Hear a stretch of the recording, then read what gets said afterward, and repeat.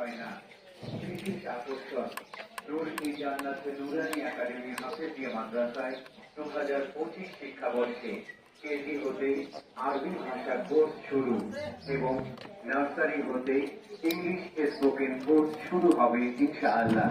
অতএব নূর-ই-জান্নাত নুরানী একাডেমি হাফেজিয়া মাদ্রাসা হোক আপনার সন্তানের কাঙ্ক্ষিত 475